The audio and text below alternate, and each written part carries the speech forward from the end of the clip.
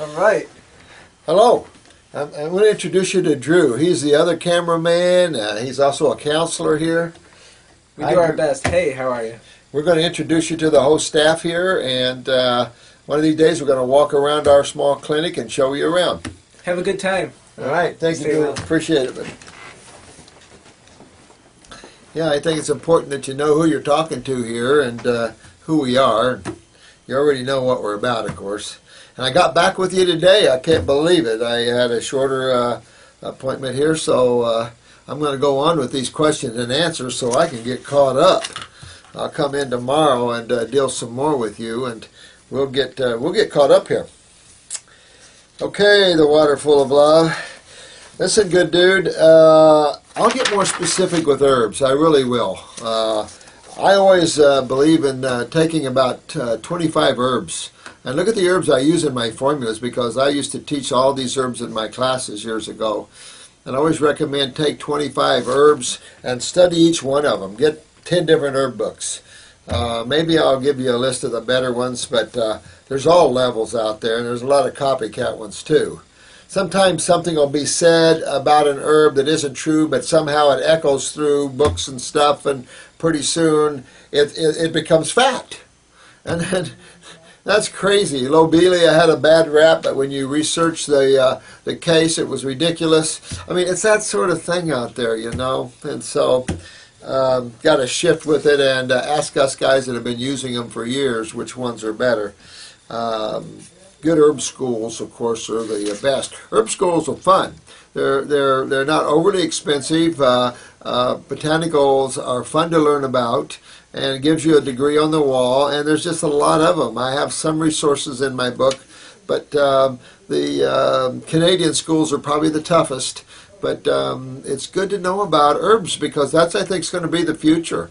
If we don't have herbs, I just, you know, I don't know, end of times, I suppose. So I'll be back with you on that individual herbs. And yeah, you'll make a good healer, bro. You guys get out there and make good good healers.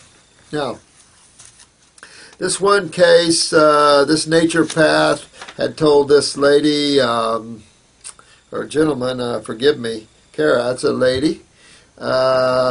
She had developed discolored patches under her arms, detoxifying. And let's see here. This naturopath said she was eating too much fruit, and that symptom was diabetes related. Oh, that's why I almost hate to call myself a naturopath anymore. Oh, too much fruits, and it's diabetes related. I'm telling you, if you're a naturopath and you think that, I think you ought to turn in your degree. Because you obviously have no clue, and you don't deserve to have the name naturopath until you learn more. I mean, that's idiotic. I mean, you know, this lady's detoxing something out of her lymph nodes. Could be sulfa drugs. She's been on vitamins and minerals, B vitamins, synthetics will come out. I mean, there's a lot of chemicals this could be. This isn't sugar. I mean, diabetes from fruits? Are you kidding me? I mean, if you were taught that, your school probably needs to quit. I mean, that's insane. And we're frugivores. Now, let's see. Half the primates must have three-fourths of the primates must have diabetes. I mean, oh my God. I don't know where this stuff comes from, guys. You'll have to forgive me on that one. I'm afraid to laugh. And I don't mean to cut this person down, but I mean, this is naturopathic stupidity. And it's just, it can't exist anymore, and it's just existing everywhere. Karen wants to know about our International School of Detoxification. Call Kathy, sweetheart, and forgive me, but yeah, you're going to see all kinds of things coming out of your body. You could have some skin pigmentation changes from the pituitary, but I doubt seriously.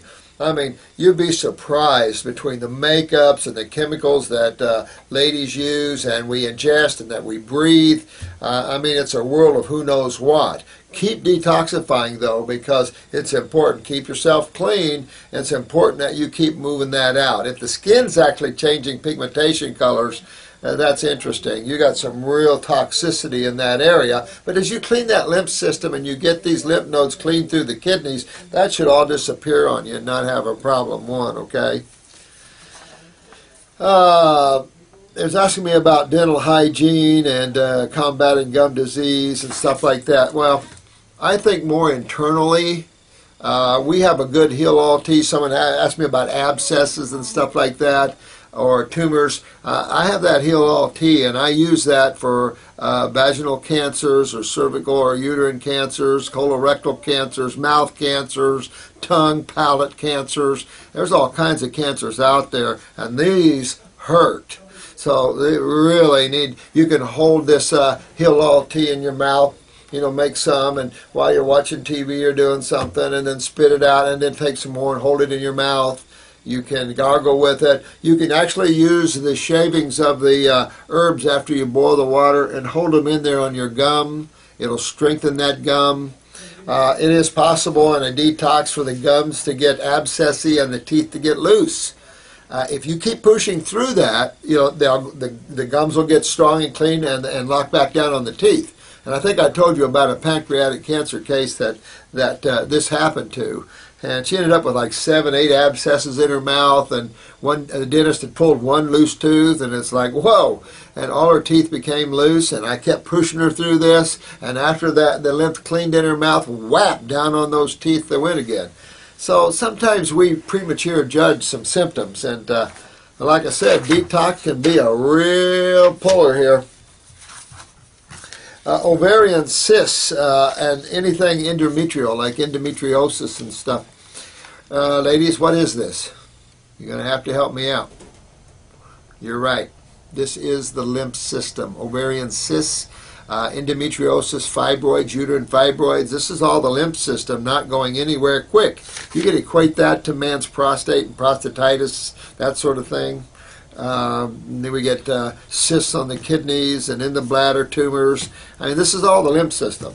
Tumors and cysts and boils and pimples and fibroids and fibrocystic problems, fibromyalgia. This is all the lymph system.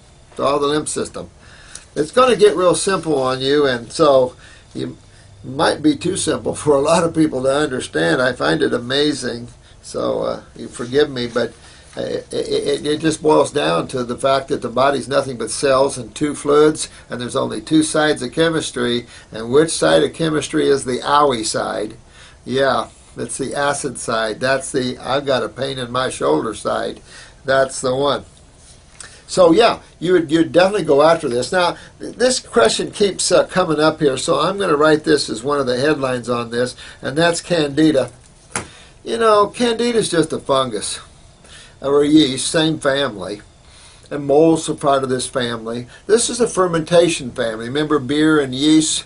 And so breads, a lot of yeast. So we use these yeasts. The thing is, this is all involved in fermentation. You really see this present in the course of your inability to break down complex sugars. Fruits are not complex sugars just because they taste sweet. I'll tell you this. Eat a diet of fruit for a while, then eat a piece of bread. And you'll see how much sweeter the bread is than the fruit. When you look at it chemically, grains have a lot more fructose and glucose bonds together than your fruit. Fruit is simple monosaccharides, which is simple saccharides or sugars. Your dextrose, maltose, these are di and poly. Di meaning 2, poly meaning many, saccharides. In other words, glucose generally and fructose bonded multiple times. Makes for a real strong sugar. And it's kind of like we're talking about in proteins. When too many amino acids bond together, we call that protein.